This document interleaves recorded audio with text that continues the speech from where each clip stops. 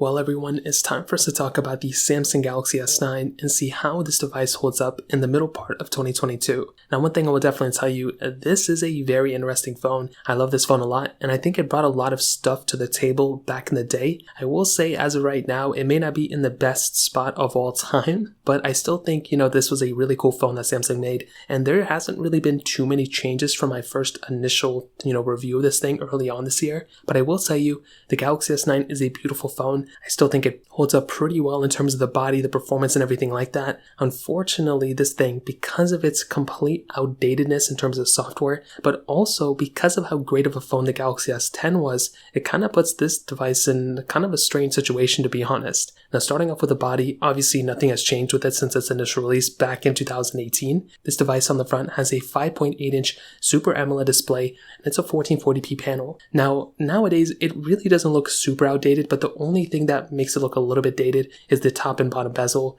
Back in 2018 though, this was still a very, very premium design. A lot of people still love this phone, and to be honest, the display is the thing that holds up extremely well. Mine doesn't really have too much burn-in, which I'm really happy about. My Galaxy S8 has a ton of burn-in within it, but with this type of phone, when I look at this thing on the front, it doesn't really look like an old phone, to be honest. And there's a lot of phones that are coming out nowadays that are still kind of considered budget tier phones that, this thing still kind of rivals in my opinion. But I still like the hole punch displays that we have nowadays. On top of that, the 120Hz that are kind of commonplace on a lot of flagships is missing here. But still, this was a 2018 phone. Not a lot of phones were even having 90Hz at this point. We have a USB Type-C port on the bottom with Samsung DeX, which is really cool. We have a headphone jack on this thing and a micro SD card slot. Those are things that you don't really see too much on a lot of phones coming out nowadays. And to be honest, when I look at this phone, that is definitely probably one of my favorite things about this thing for sure. Now on the back, we do have the standard glass back on this thing too, which in my opinion looks extremely beautiful as well. When you have a phone like this with its premiumness and everything around it,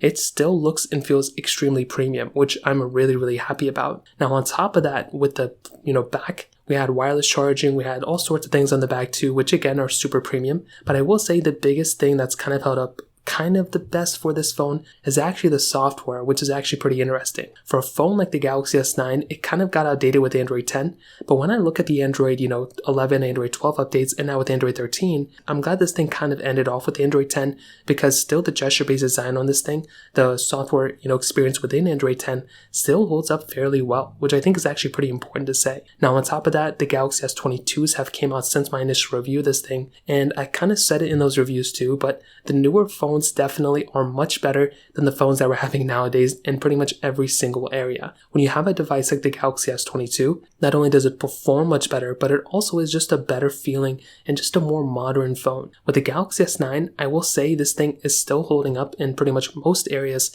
The only issues that I have with this type of device though in this day and age is pretty much the outdated software. I think the performance is still pretty good. I think even looking forward to the next year's Galaxies, a lot of rumors and everything, they're stating the cameras are going to be better and everything. If I could change a few things with this phone, it's increased software longevity and probably a better camera set. This thing's camera is still decent. I mean, single 12 megapixel camera on the back, but there's no dual camera setup, no quadruple camera setup that we have on a majority of phones nowadays. So we are kind of limited in that aspect too. But I think when it comes down to it, this is still a beautiful phone. I like this phone a lot, and I probably wouldn't recommend buying this thing anymore, but it was a very important phone when it first came out, and I still think it kind of holds up in this day and age, but I probably wouldn't recommend buying this thing anymore, to be honest. So that kind of covers it up. If you have any other thoughts or questions, please let me know in the comment section below. Hit the like button, that would mean so much, but definitely hit that subscribe button. More importantly than everything else, I love every single one of you guys. Hopefully I'll catch you guys in the next video. Peace out till then.